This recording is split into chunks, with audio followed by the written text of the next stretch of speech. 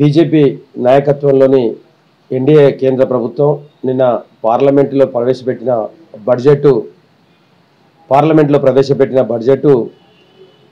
Budget తీరు చూస్తే కుర్చీని కాపాడుకోవడానికి అధికారాన్ని నిలబెట్టుకోవడానికే కనిపిస్తున్న తప్ప భారతదేశంలో ఉన్న అన్ని రాష్ట్రాలకు సమపాలనలో ప్రాధాన్యత ఇచ్చినట్టుగా లేదు. వాళ్ళ స్వార్థపూరిత బుద్ధి ఈ బడ్జెట్ ప్రవేశంలో కనిపించా ఉంది. ఎందుకంటే దక్షిణ భారతదేశం కానీ, ఉత్తర భారతదేశం కానీ, ఈశాన్య భారతదేశం కానీ ఏ ప్రాంతాలకు ఆ రాష్ట్రాలలో కొన్ని పరిస్థితులు వారికి అనుగుణమైన అక్కడున్న ఆ అభివృద్ధి ఫలాలు అందించే పరిస్థితిలో కేంద్రం చేయూతనివ్వాల్సిన బాధ్యత ఉంది రాజకీయాలకు అతీతంగా. కానీ కొట్టొచ్చినట్టు వివక్షతో కూడిన బడ్జెటే ఇక్కడ కనిపిస్తూ ఉంది. ఏదైతే వాళ్ళ రాష్ట్రాలు వాళ్ళ పార్టీ అధికారంలో ఉన్న రాష్ట్రాలు కానీ వాళ్ళ కుర్చీని కాపాడడం కోసం మద్దతిచ్చిన పార్టీల అధికారంలో ఉన్న రాష్ట్రాల్లో కానీ అధికంగా బడ్జెట్ను కేటాయించి కనీసం వేరే రాష్ట్రాలకు లేక విపక్ష ప్రభుత్వాలున్న రాష్ట్రాలకు పైసా కూడా కేటాయించకపోవడం చాలా దారుణమైన పరిస్థితి ఇది. అంటే ప్రపంచంలోనే భారతదేశం అంటే ఒక తలెత్తుకునే రీతిలో ఇతర దేశాలు గౌరవిస్తాయి.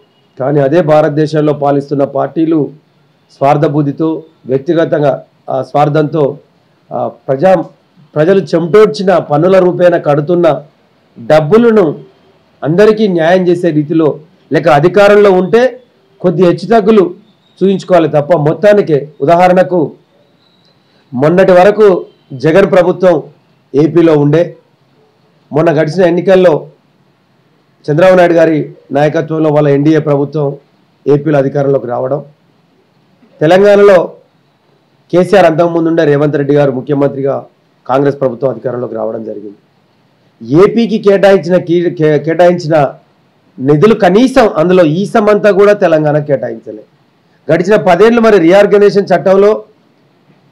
చట్టం పెట్టింది 2014లో అమలు చేసి అవిభాజ్య ఉమ్మడి ఆంధ్రప్రదేశ్ విభజించిన తర్వాత ఇదే నరేంద్ర మోడీ గారి నాయకత్వంలో ఒకటోసారి అధికారంలో ఉన్నప్పటికీ కూడా నిన్న పెట్టిన బడ్జెట్లో కేటాయించిందంటే ఈ సమంతా కూడా గత 10 ఏళ్లలో కనిపించలేదు. ఇప్పుడు ఎందుకు కేటాయించినావు అంటే నీ ప్రధానమంత్రి సీటుకు చంద్రబాబు నాయుడు గారు అక్కడికి వచ్చిండు కాబట్టి, అక్కడ బీహార్లో నితీష్ కుమార్ గారు అక్కడికి వచ్చిండు కాబట్టి ఇప్పుడు ఆ అక్కరను తీర్చుకోవడం కోసం, లేకపోతే వాళ్ళు నీ కుర్చీ దించుతారేమో అన్న భయంతో ఈరోజు ఏపీకును బీహార్కు పెద్దపీట వేసినాం. కానీ ఏపీ బీహార్కు కేటాయించిన దాంట్లో మేము వివక్ష చూపట్టలేదు. అంటే మేము వ్యతిరేకించిన ఒక భాగం అయితే అదే రీతిలో ఇక్కడ రీఆర్గనైజేషన్ చట్టంలో ఏపీకి ఏదైతే ప్రయోజనాలు పొందుపరిచారో అప్పుడున్న యూపీఏ గవర్నమెంట్ తెలంగాణ రాష్ట్రానికి కూడా ఏమి ఇవ్వాలన్నా కూడా అదే చట్టంలో కూడా పొందుపరచడం జరిగింది. మరి అందులో కనీసం ఈ సమంతా కూడా ఒక్క పైసా తెలంగాణకు కేటాయించలే. మీరు చూడండి ఎంత దారుణం అంటే తెలంగాణలో ఉన్న ప్రజలు కాదా, ఈ భారతదేశ ప్రజలు కాదా? మరి తెలంగాణ రాష్ట్రంలో ఇదే నీ కుర్చీని ఎక్కడం కోసం, నీ నరేంద్ర మోడీ నాయకత్వంలోని బీజేపీ ప్రభుత్వం గద్దెనెక్కడం కోసం నీ బీజేపీ ఎంపీలను 8 మందిని గెలిపించిండ్రు. అంటే 50%, 17 8 నిన్ను గెలిపించి నియర్లీ 50% సీట్లు నీకు అందిస్తే నువ్వు ఇచ్చింది ఏంటిది మర్యాద? కనీసం కూడా ఒక్క పైసా కూడా ప్రత్యేక బడ్జెట్ ఇవ్వలే. కనీసం రైల్వే కోచ్ ఫ్యాక్టరీ కానీ, ఇండస్ట్రియల్ కారిడార్ కానీ, లేకపోతే తాగునీటి అవసరాల కోసం పెట్టినవి కానీ, లేక మూసీ నది ప్రక్షాళన కోసం కూడా ఒక పెద్ద ప్రణాళిక తీసుకోవడం జరిగింది. లేక కాళేశ్వరం ప్రాజెక్టు పక్క గడ్డిపడి అవినీతితో కుమ్ముకపోయి అది ఆగిపోయింది. కనీసం రామప్ప యునెస్కో అవార్డును పొందిన, ప్రపంచంలో గుర్తింపు పొందిన రామప్ప దేవాలయానికి కూడా నువ్వు రూపాయి కేటాయించలేకపోయినావు. ఆ రోజు కేంద్ర బృందం కూడా వచ్చి పరిశీలించిపోయింది. తర్వాత ఏదైతే కాలుష్య రహిత సరస్సులలో పాకాల ప్రపంచంలో 7వదని ఆల్రెడీ ప్రపంచ స్థాయిలో గుర్తింపు పొందింది పాకాల సరస్సు. ఈరోజు పాకాల సరస్సు కింద కనీసం కూడా నీటిని చెరువు వరుణుడి దయతో నిండుతున్నా ఈరోజు కాలువల గుండా నీరు పోలేక ఆయకట్టు రైతాంగం ఎంతో గోసపడతా ఉన్నారు. అంటే ఇలాంటి నీటిపారుదల ప్రాజెక్టుకు కానీ, లేక వైద్య విధాన పరిషత్కు కానీ, ఆ తర్వాత ఉన్నత సాంకేతిక విద్యాలయాలు కేటాయించే క్రమంలో కానీ, లేక నవోదయ పాఠశాలలు కేంద్ర ప్రభుత్వం ఆధీనంలో నడుస్తున్న నవోదయ పాఠశాలలకు కానివ్వండి, ఐఎంఏ కానివ్వండి, ఇవి ఏది కూడా కనీసం కేంద్ర ప్రభుత్వ ఆధీనంలో ఉన్న ఏ ఒక్క సంస్థకు, ఏ ఒక్క శాఖకు కూడా తెలంగాణ రాష్ట్రంలో ప్రజలకు ప్రయోజనం చేకూరే రీతిలో ఒక్కటి కూడా కేటాయించకపోవడం ఇది దారుణమైనది. ఇక్కడ తెలుస్తూ ఉంది, ఇక్కడే కనిపిస్తూ ఉంది. నువ్వు మొన్ననే మూడోసారి గద్దెనెక్కినావు, ఇంకా 5 ఏళ్ళు అధికారంలో ఉంటావు అంటే నీకు ఇక్కడ అభద్రతా భావం ఉంది. 5 ఏళ్ళు నువ్వు అధికారంలో ఉండలేమన్న అభద్రతా భావంతో నిన్ను ఎవరైతే గద్దెనెక్కించడం కోసం నీ పల్లెకి మోస్తున్న వాళ్ళు ఉన్నారో, ఆ ఎన్డీఏ పార్టీలో ఉన్న వాళ్ళు చంద్రబాబు నాయుడు గారు కానివ్వండి, నితీష్ కుమార్ గారు కానివ్వండి, ఇంకా చిన్న చిన్న చితక పార్టీలను కానివ్వండి, వాళ్ళను సంతృప్తి పరచడం కోసమే నీ ఈ బడ్జెట్ను నువ్వు కేటాయించుకున్న నీ సొంతింట్ల డబ్బులు కావివి.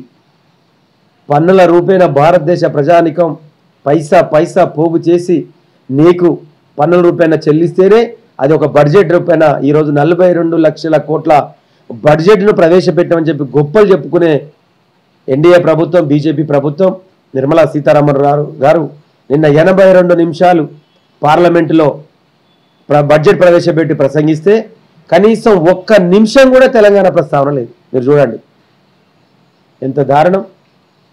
2014లోనే పురుడు పోసుకున్న తెలంగాణ రాష్ట్రం చిన్న రాష్ట్రం, భారతదేశంలోనే లాస్ట్కి ఏర్పడ్డ రాష్ట్రం తెలంగాణ రాష్ట్రం. కానీ తెలంగాణ రాష్ట్రానికి చేయూతనివ్వాల్సిన ధర్మాన్ని విస్మరించిన ఎన్డీఏ ప్రభుత్వానికి, బీజేపీ ప్రభుత్వానికి కర్రు కాల్చి వాత పెట్టే పరిస్థితులు మేధావులు, విద్యార్థులు, తెలంగాణ ప్రజలు తప్పకుండా యుద్ధం చేస్తారు, యుద్ధం ప్రకటిస్తారు. దీన్ని కాంగ్రెస్ పార్టీ నిర్విధంగా ఈ యొక్క తీరును ఖండిస్తూ ఏదైతే కుర్చీని కాపాడుకోవడం కోసం చేసిన బడ్జెట్ అని మా అగ్రనేత రాహుల్ గాంధీ గారు, మల్లికార్జున ఖర్గే గారు, నిన్న మా ముఖ్యమంత్రి రేవంత్ రెడ్డి గారు ఏదైతే ప్రకటించారో అది 100కు 100% కరెక్టు.